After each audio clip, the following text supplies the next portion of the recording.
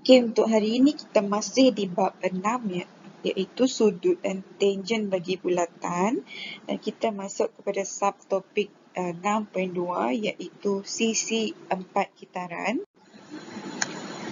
Okey, untuk sisi 4 kitaran adalah suatu sisi 4 dalam bulatan dengan keempat bucu sisi tersebut terletak pada lilitan bulatan. Maksudnya dalam bulatan ni akan ada segi 4, ada 4 sisi yang akan bersentuhan dengan lilitan. Okay, untuk standard pembelajaran 6.2 ni, kamu kena kenal dan perihalkan sisi 4 kitaran. Kamu kena tengok sama darajah yang diberi itu adalah sisi 4 kitaran ataupun bukan.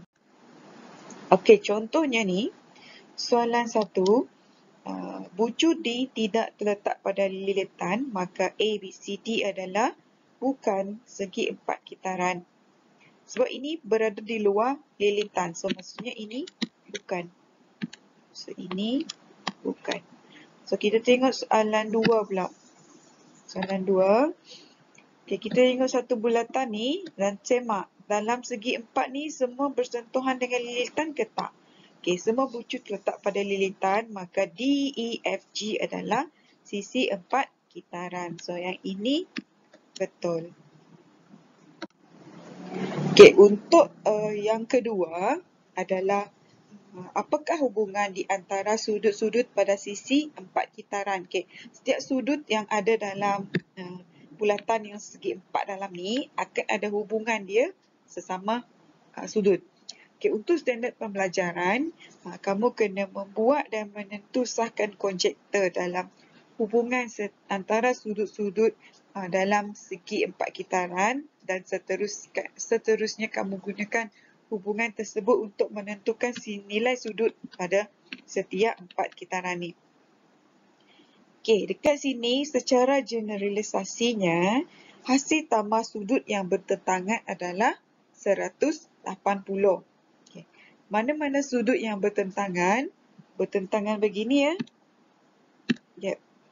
Ini dengan ini. Ini dengan ini. So, X tambah Y akan dapat 180.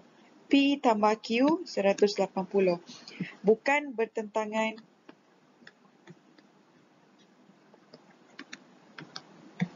ini dengan ini. Salah. Dia ini dengan ini. Ini dengan ini. Yang bersebelahan adalah bukan 180. Bersebelahan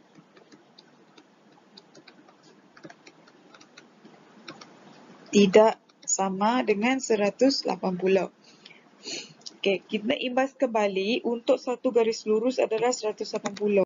Satu bulatan 360. Okey, kita tengok contoh 9. Okay, kamu tengok rajah ni. Okey, dia untuk sudut pendalaman, okay, ingat balik yang awak belajar waktu tingkatan 2 lagi. Sorry. Contohlah, yang dalam ni adalah sudut pendalaman. Yang di luar ni adalah peluaran. Okay. Sudut-sudut pendalaman LKN adalah dan LMN adalah bertentangan dengan sisi 4 kitaran ini. Okay. Dia suruh kamu kira berapa nilai X ini.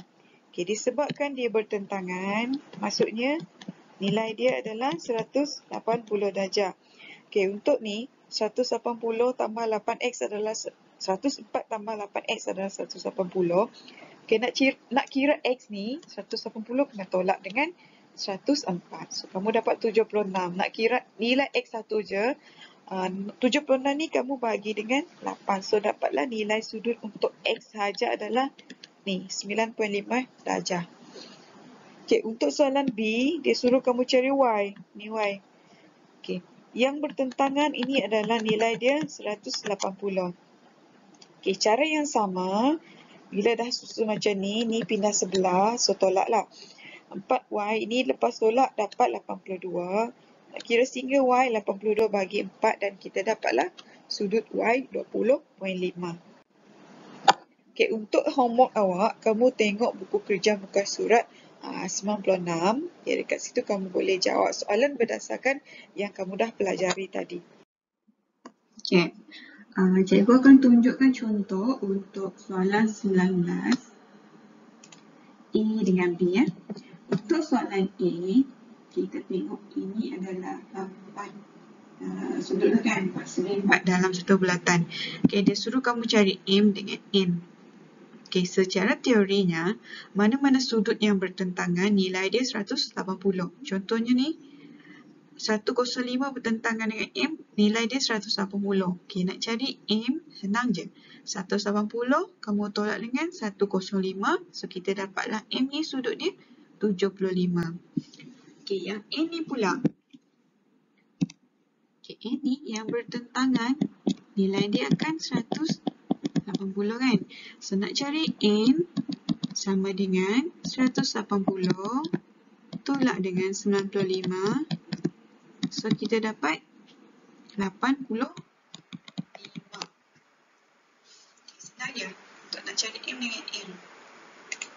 Okay, manakala untuk B pula, dia gunakan sudut keluaran kan. Okay, sudut 4 segi adalah sini. Okay, dia suruh kamu cari M dengan N. Di mana M dengan N ni, keadaan dia adalah sudut peluaran. Di mana? Di luar segi 4 ni. Okay, cara dia, okay, mana-mana sudut peluaran, nilai dia kalau bertentangan, itu baliklah. Kalau contohnya M ni kan, ini bertentangan dengan 112, untuk sudut pelengkap M ni, bertentangan dengan 112. So, manakala M automatik jadi 112. Okay, macam mana nak buktikan? Macam mana dia dapat 112 ni? Okay, tadi kan kalau sudut bertentangan adalah bersamaan dengan 180. Okay, nak cari sudut sini kan? 180 ni bertentangan dengan 112. So, 180. Sudut sini bertentangan 112. So, 180 ni, 180 lah. Tolak dengan 112. So, kamu dapat sini adalah 68. Contohnya macam ni. Dapat sini 68. Okay, yang kalau satu garis lurus, nilai dia penuh 180 kan. Nak cari M ni, 180, kamu tolak dengan 68. So, kamu dapat balik 112 ni. Ini adalah pembuktian macam mana dia dapat M ni 112. Okay. Untuk N pula, sama juga. Sudut pelengkap N bertentangan dengan 97. So, secara automatik N ni 97. Okay, cara dia kalau kamu kira macam ni, sama juga. So, kita dapatlah N 97, M 112.